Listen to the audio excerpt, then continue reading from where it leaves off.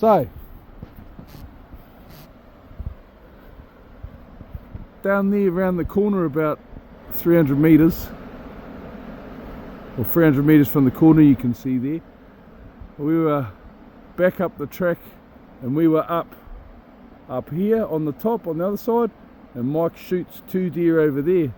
So last night at 3 o'clock I come down and over here and over here and over there, and I crossed the river over there and I walked down the river on the other side though.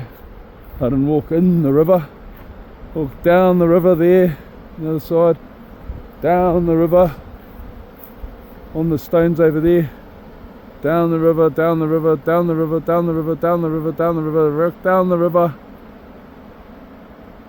find the deer, drag it up the river, walk back down, find the other deer, drag it up the river. So do it like 40 metres at a time, deer by deer, in my undies and my gumboots. It was cold, then it started getting dark, so I just kept dragging and moving, dragging and moving, dragging and moving, dragging and moving, and we had a rope out because I walked the rope across first. The rope that was 100 metres, but I think it was about 80 metres. It's about 20 metres too short, so I got back up and then I tried to walk back across because I only got to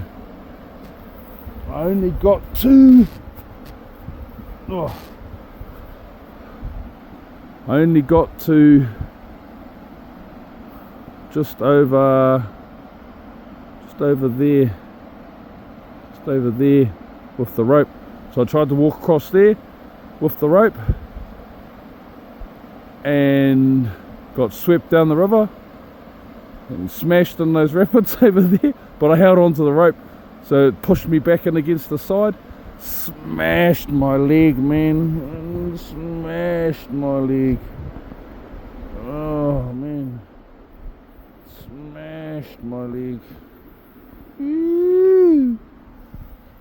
But fortunately George had a fire going.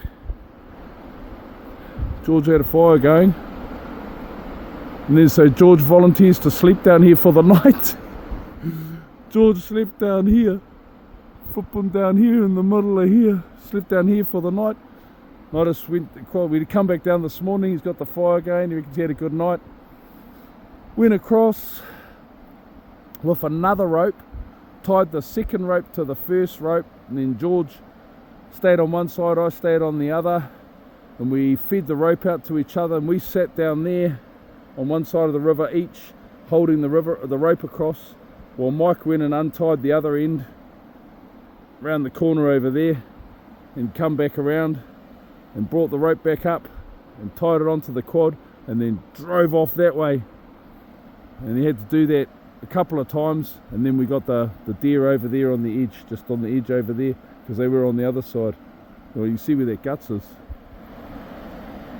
So last night, after I got beat up and couldn't get across the river, I got beat up and couldn't get across the river, I come back and Nooksy had finally caught up, because Nooksy, he finally caught up with us, he wasn't with us, and he asked me if the guts was still in them, and I said yeah, because I didn't want to take the guts out before that. I didn't have a knife, I still didn't want to take the guts out because they don't float so good.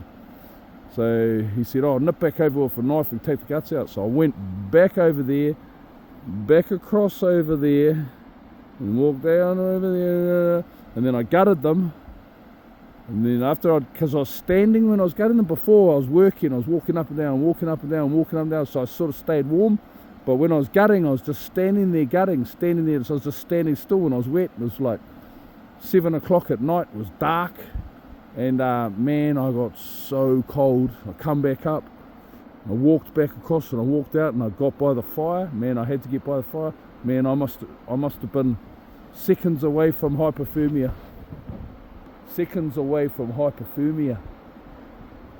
I was cold, man, I was cold. And then we back, slept in Mike's camper, and oh my gosh, the guy could still snore, man. So yeah, got a couple of deer though, Ma. Well, Mike shot a couple, I recovered a couple. Flipping ledge in the gym, the recoverer. Look at these guys. Look at these guys. Mike's still playing with his rope. George looks like a hunter. George's a hunter.